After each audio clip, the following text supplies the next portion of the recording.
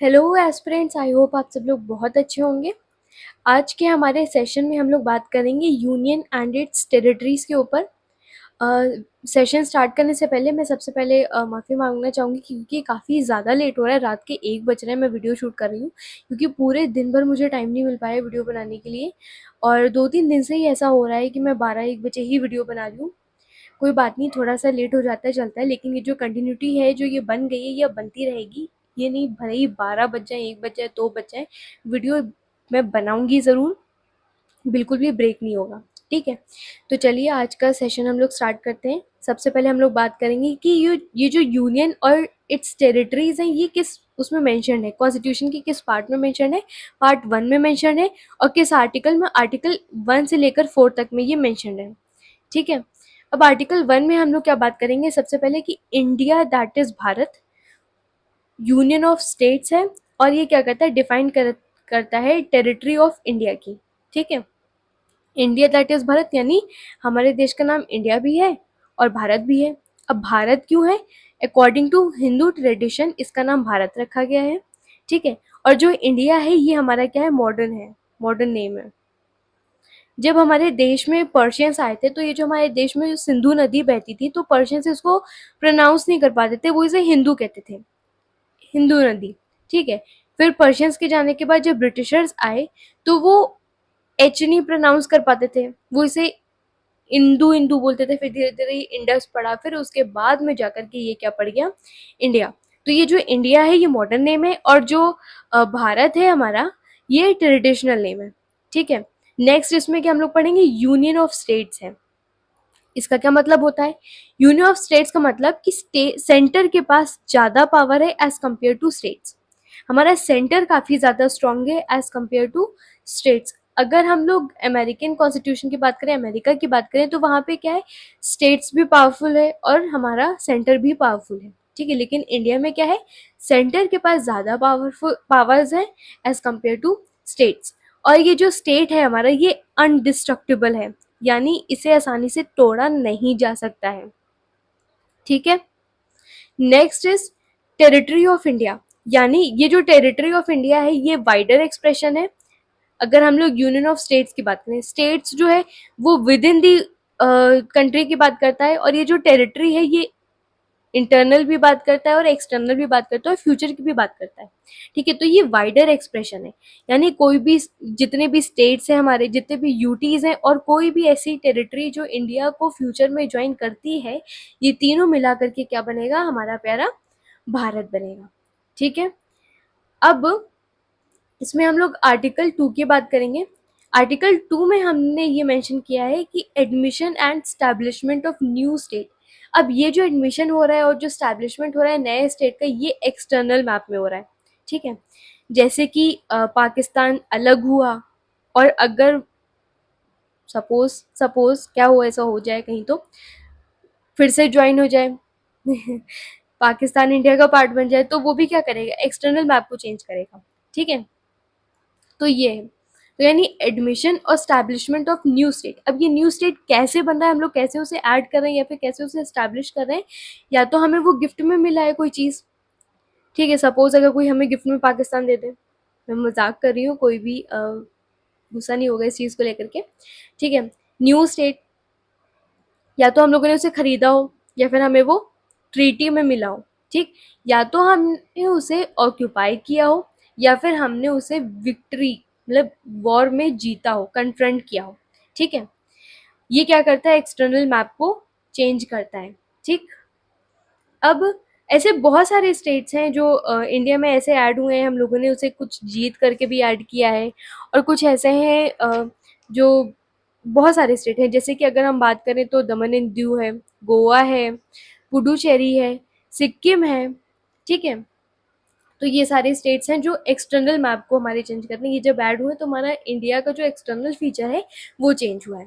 Next will talk talk about article 3, जिसमें हम लोग बात करेंगे formation of new state with in the territory of India, यानी हमारी टेरिटरी के अंदर हम लोग किसी नए स्टेट को फॉर्म कर रहे हैं या फिर बना रहे हैं या कुछ कर रहे हैं, यानी किसी स्टेट की हम लोग बाउंड्री को तोड़ के बना रहे हैं या फिर जोड़ के बना रहे हैं, दो या दो से ज्यादा बाउंड्रीज को तोड़ के बना दिया या फिर हमने जोड़ के बना दिया, जैसे यूनाइटेड प्रोविंस को हम लोगों ने तोड़ दिया तो वो अलग अलग स्टेट में बढ़ गई, ठीक है। या फिर हम लोगों ने किसी स्टेट की बाउंड्री को जोड़ दिया तो वो हमने क्या कर दिया, उसको मिलाकर के एक नया स्टेट बना दिया। तो ऐसे या तो किसी के एरिया को इंक्रीज करके या तो डिक्रीज करके बनाया गया हो, या तो उसकी बाउंड्री को चेंज करके बनाया गया हो, या फिर उसके नाम को चेंज कर दिया गया हो, ठीक है। अब इसमें बहुत इंपॉर्टेंट ये लिखा है कि जो इंडिया है, इंडिया का ये जो यूनियन है वो इनडिस्ट्रक्टिबल है, लेकिन जो स्टेट्स है वो डिस्ट्रक्टिबल है। यूनियन को नहीं तोड़ा जा सकता लेकिन स्टेट्स टूट सकते हैं कुछ हद तक, ठीक है। यूएसए में क्या है, दोनों इनडिस्ट्रक्टिबल हैं, यूनियन भी इनडिस्ट्रक्टिबल है और स्टेट्स भी, ठीक है। अब आर्टिकल 4 में हम बात करते हैं कि आर्टिकल 2 और 3 में जो भी चेंजेस करने हैं हमें, तो उसके लिए हमें आर्टिकल 4 में सिर्फ सिंपल मेजोरिटी चाहिए, यानी 50% मेंबरशिप चाहिए हमें अपने हाउस में, ठीक। अब हम लोग बात करते हैं इवोल्यूशन ऑफ इंडियन स्टेट्स की, यानी हमारा देश आज़ाद होता है, ठीक है। तो जब आज़ाद होता है तो हम लोगों ने ये 12th क्लास की पॉलिटिकल साइंस की बुक में हम लोगों ने पढ़ा था कि जब हमारा भारत आज़ाद हुआ था तो उससे पहले क्या था, 552 रियासतें थी, यानी प्रिंसली स्टेट थी, और इन सबको मिला करके एक देश बनाना था, यूनाइट करना था, ठीक है। तो ये आसान बात तो थी नहीं, तो ये काम किसे दिया गया, सरदार वल्लभ भाई पटेल जी को दिया गया, ठीक है। तो इनके ऊपर ये जिम्मेदारी थी कि इन्हें ये सारी 552 रियासतों को यानी प्रिंसली स्टेट्स को मिला करके ऐड करके क्या बनाना था, हमारा प्यारा भारत बनाना था, इंडिया बनाना था, ठीक है। तो पटेल जी ने क्या किया, 549 जो भी प्रिंसली स्टेट्स थे उन सबको एग्री कर लिया, वो सब इंडिया के साथ इंस्ट्रूमेंट ऑफ एक्सेशन यानी विलय पत्र उन लोगों ने साइन कर लिया। इंस्ट्रूमेंट ऑफ एक्सेशन एक ऐसा एक्सेशन था जिसको साइन करने के बाद ये जो भी रियासतें थी ये इंडिया का पार्ट बन जाती, ठीक है। तो 549 प्रिंसली स्टेट्स ने वो एक्सेशन साइन कर लिया था, लेकिन 3 एक्सेप्शंस थे। पहला जूनागढ़ पे आके बात फंसी, दूसरा जम्मू कश्मीर पे, और तीसरा हैदराबाद पे, ठीक है। जूनागढ़ को कैसे ऐड कर लिया गया, जूनागढ़ के जो राजा थे वो थे मुस्लिम और जो वहाँ की जनता थी वो हिंदू थी। तो जो राजा थे वो पाकिस्तान के साथ जुड़ना चाहते थे, लेकिन जो जनता थी वो ऐसा नहीं चाहती थी। तो वहाँ पे क्या हुआ, प्लेबीसाइट हुआ। जब प्लेबीसाइट हुआ तो मैक्सिमम वोटिंग हुई, जो मैक्सिमम वोट्स निकल के आए वो इंडिया के फेवर में आए, तो इसलिए जूनागढ़ को इंडिया का पार्ट बनना पड़ा। Next Jammu and Kashmir, Jammu and Kashmir में क्या हुआ, इंस्ट्रूमेंट ऑफ एक्सेशन हुआ, यानी वहाँ के जो राजा थे राजा हरी सिंह जी, उन्होंने इंडिया के साथ विलय पत्र ज्वाइन कर लिया था। थोड़ी सी मुश्किलें आई थी, उसके ऊपर एक बहुत लंबी हिस्ट्री है, तो वो मैं अगर टाइम मिलेगा तो मैं उस पर वीडियो बना दूंगी अलग से, ठीक है। वरना क्लास 12th की जो पॉलिटिकल साइंस की जो बुक है उसमें ये बहुत आसानी से मेंशन किया गया है, बहुत सिंपल लैंग्वेज में। तो जो जम्मू कश्मीर में क्या हुआ, राजा हरी सिंह जी थे, उन्होंने इंस्ट्रूमेंट ऑफ एक्सेशन साइन कर लिया और फिर हमारा जो जम्मू कश्मीर था वो इंडिया का पार्ट बन गया। वरना फिर राजा हरी सिंह जो थे वो चाहते थे कि इंडिपेंडेंट स्टेट हो, लेकिन ऐसा हो नहीं सकता था क्योंकि पाकिस्तान भी था और इंडिया भी था। तो दो कंट्रीज जो ऐसी हैं जो बट रही हैं उनके बीच में अगर आप इंडिपेंडेंट स्टेट रखना चाह रहे हैं तो ये बहुत लंबे समय तक के लिए नहीं पॉसिबल रह पाएगा, ठीक है। इसलिए बहुत सारी प्रॉब्लम्स आई, फिर उसके बाद जाकर के लास्ट में वो पार्ट बन ही गया, ठीक। नेक्स्ट इज हैदराबाद, हैदराबाद में पुलिस एक्शन की वजह से इसे बनाया गया। हैदराबाद के जो रूलर थे, निज़ाम जो थे, तो वो भी यही सेम जूनागढ़ की तरह चाहते थे कि वो पाकिस्तान में ज्वाइन होना चाहते थे, लेकिन ऐसा प्रैक्टिकली पॉसिबल नहीं था क्योंकि हैदराबाद की लोकेशन भी उसे सपोर्ट नहीं करती थी। यहाँ पे हैदराबाद है, जूनागढ़ तो फिर भी गुजरात में था, ठीक है। तो फिर क्या हुआ, ये जो वहाँ के जो निज़ाम थे उन्होंने राजाकार नाम की एक अपनी पैरेलल आर्मी वहाँ पे खड़ी कर दी। पहले तो इन्होंने स्टैंड स्टिल एग्रीमेंट साइन किया था, इंस्ट्रूमेंट ऑफ एक्सेशन साइन करने से पहले। स्टैंड स्टिल एग्रीमेंट में ये था कि उन्होंने 1 साल का टाइम मांगा हमारी सरकार से, तो उन्हें वो टाइम मिल गया, लेकिन उस 1 साल में उन्होंने क्या कर दिया, पैरेलल आर्मी खड़ी कर दी। वहाँ से इंडियन आर्मी को हटा करके उन्होंने खुद की एक पैरेलल आर्मी खड़ी कर दी, क्योंकि वो बहुत ज़्यादा रिचेस्ट पर्सन थे, बहुत ज़्यादा रिच थे, तो वो कर सकते थे, इसे पॉसिबल था उनके लिए। तो उन्होंने पैरेलल आर्मी खड़ी कर दी जिसका नाम था राजाकार।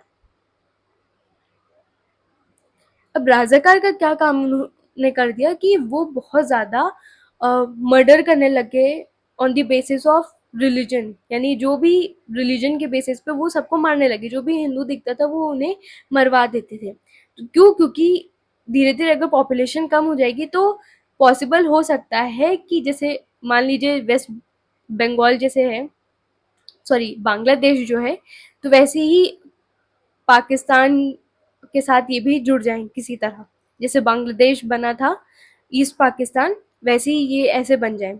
ठीक है, उस टाइम मतलब ऐसा ये सोच रहे थे कि हम लोग भी किसी तरह जुड़ जाएं।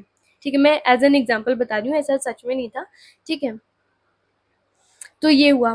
फिर उसके बाद क्या हुआ, उन्होंने पैरेलल आर्मी खड़ी कर दी राजाकार की, और वो बहुत ज़्यादा मारने पीटने लग गए लोगों को। इसकी वजह से क्या हुआ, जब गवर्नमेंट ऑफ इंडिया को पता चला तो उन्होंने पुलिस एक्शन लिया, ऑपरेशन पोलो लॉन्च किया। फिर उसके बाद जा कर के जब ये इंडियन आर्मी रजाकार से लड़ाई लड़ती है और इसमें इंडियन आर्मी जीत जाती है, ऑपरेशन पोलो सक्सेसफुल होता है और हैदराबाद इंडिया का पार्ट बन जाता है। ठीक है, फिर उसके बाद 1950 में जो कॉन्स्टिट्यूशन था उसमें 4 फोल्ड क्लासिफिकेशन दिए गए किसके, स्टेट्स टेरिटरीज के, स्टेट्स एंड टेरिटरीज के, यानी उस टाइम कैसे 29 स्टेट्स बनाए गए थे ये चीज़ हमें बताएगी। पार्ट ए में क्या था, जो भी ब्रिटिश प्रोविंस थे यानी 9 ब्रिटिश प्रोविंसेस को रखा गया।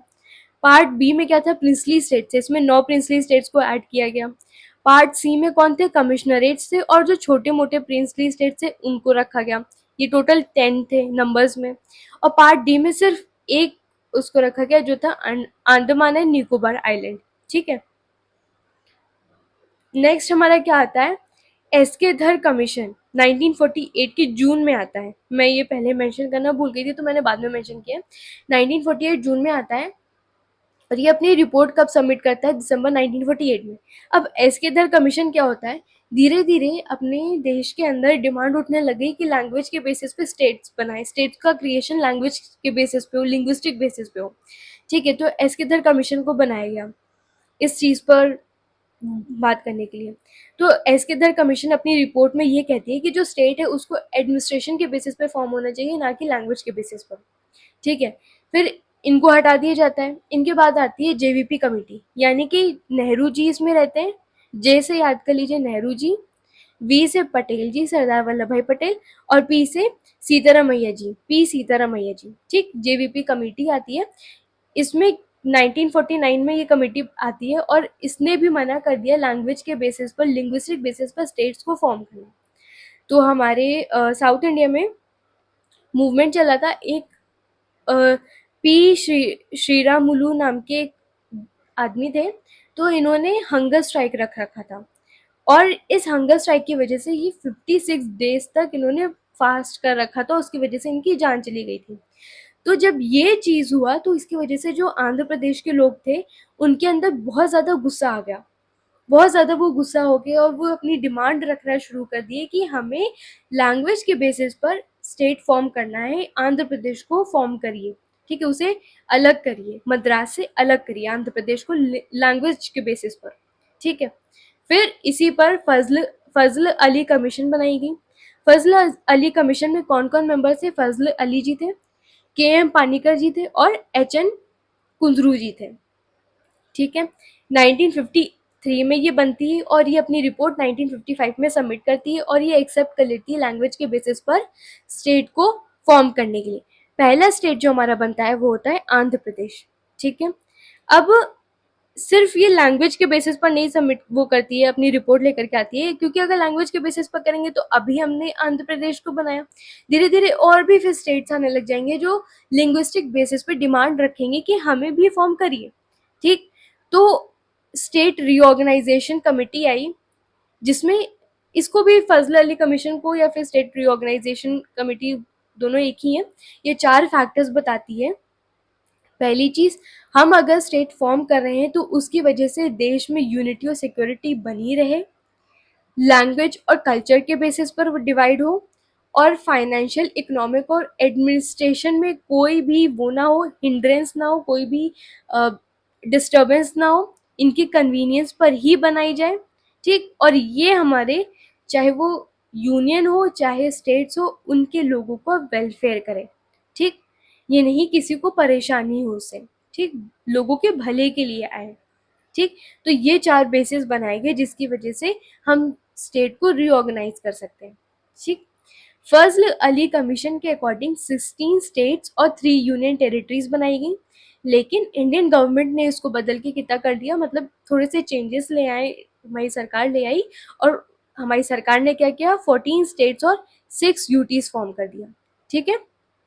तो बस आज के सेशन में हम लोगों ने पूरा यूनियन एंड इट्स टेरिटरी को हम लोगों ने कंप्लीट कर लिया है, यानी 5th चैप्टर भी हमारा कंप्लीट हो गया है। अब इसके बाद जो हम लोग पढ़ेंगे वो बहुत ही ज़्यादा इंपॉर्टेंट चीज़ें होंगी, जैसे सिटीजनशिप हो गया, ठीक है, फंडामेंटल राइट्स हो गया, तो ये सब बहुत सारी इंपॉर्टेंट चीज़ें पढ़ेंगे। तो बने रहिए, ये नहीं कि आप बीच में ही लेक्चर छोड़ दें, और साथ साथ आप लोग बुक लेकर के बैठिए, ताकि अगर कोई भी चीज़ है आपको ऐसा लग रहा है कि वीडियो में बहुत थोड़ी सी उसमें मैंने एक्सप्लेन किया है, बहुत थोड़ी सी उसमें समझाया है, तो आप आपके पास बुक खुली रहनी चाहिए आपके साइड में, और आप उसे पढ़ें तो आपको समझ में आ जाए कि हाँ ये था, और ये काफ़ी ज़्यादा इसमें डिटेल में लिखा है, और जो मैंने उसे सिंप्लीफाई करके छोटे उसमें लिख दिए मैंने, ठीक है। तो बस आज का लेक्चर इसी में ख़त्म करते हैं। आई होप आप सभी को बहुत अच्छा लगा होगा। थैंक यू सो मच, और कोई भी डाउट है तो आप प्लीज़ उसे कमेंट सेक्शन में लिखिए, ताकि मुझे भी पता चले, और अगर कोई भी कमी लग रही हो मेरे लेक्चर में तो आप प्लीज़ उसे भी लिखिए, ताकि मैं उसे सुधार सकूं, ठीक है। बस आज का लेक्चर बस इसी में ख़त्म करते हैं। Thank you so much. Thank you.